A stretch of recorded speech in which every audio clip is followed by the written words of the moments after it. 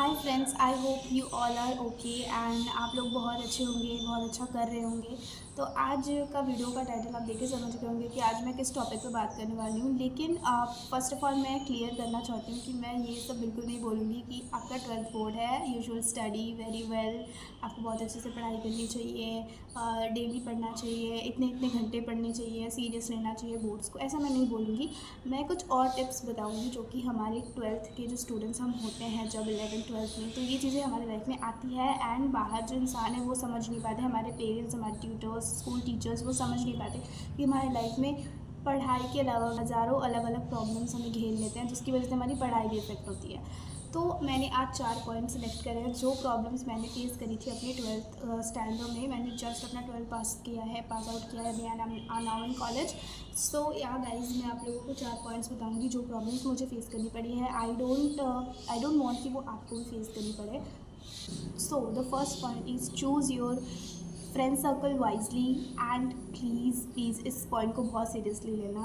अगर आपको लगता है कि आपके फ्रेंड्स आपको उतना वैल्यू नहीं करते जितना आप उनको करते हैं, फिर आपको भी उनके लिए उतना अवेलेबल रहने की कोई ज़रूरत नहीं है। और द सेकेंड पॉइंट इज़ हमेशा सबके लिए अवेलेबल मत रहो। अगर आपको लगता है कि उसने अभी टेक्स्ट किया, आपको अभी जवाब देना है उस टेक्स्ट का, तो ऐसा कुछ भी नहीं है। आपका जब टाइम होगा आपकी पढ़ाई से, जब आपको फुर्सत मिलेगी या फिर जब आपको लगता है कि अब मैं इसको टेक्स्ट करने के लिए है ना कंफर्टेबल हूँ, तब आप करो। उससे पहले आपको कोई ज़रूरत नहीं है कि आप सबके लिए available. So the third point is do you work regularly. जो भी आपको होमवर्क मिलते हैं, टास्क मिलते हैं, उसे डेली कंप्लीट करा करो। ऐसा नहीं कि आप कल पे टाल रहे हो। ऐसा करने से बहुत बहुत बहुत बड़ी गलती होती है, स्पेशली अगर आप साइंस स्ट्रीम से हैं, फिजिक्स, केमिस्ट्री या फिर किसी का भी होमवर्क आप डेली कंप्लीट करो तो इससे बहुत अच्छा होता है एंड इफेक्टिव होता है ये।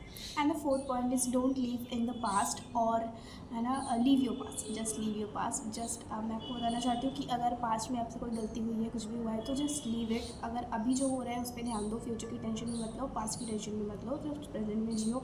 इससे आपको बहुत ज़्यादा हेल्प मिलेगी अच्छे से अच्छा प्रोग्रेस करने में। एंड आप किससे कोई गलती हो गई थी, किसी और से कोई गलती हुई थी, forgive everyone, forgive yourself and just move forward and don't look back. Okay, इसलिए आपको बोला कि अब अपने पास्ट में स्टक होके ना रहें, क्योंकि मैंने अपना जो खुद का बहुत सारा टाइम है वो अपने पास्ट में सोच के पास्ट का सिनेरियो क्रिएट अपने हेड में करके मैंने बहुत सारा टाइम वेस्ट करा है, जबकि मुझे ऐसा नहीं करना चाहिए था। इतनी सी बात होती थी बट मैं उस बात का इतना बतंगड़ बना दी थी, इतना टाइम वेस्ट करती थी उस बात को लेकर। कभी कभी मैं सीरियसली रोती भी थी अगर मैंने कुछ करती। मैंने कहा मैं सोचती थी मैंने ऐसा क्यों किया है, फिर उसने मेरे साथ ऐसा क्यों किया। तो प्लीज़ आप लोग इस बात को एकदम पास्ट में जो हो गया आप उसे चेंज नहीं कर सकते, ये सोच के चलो एंड फिर उसके बारे में मत सोचो।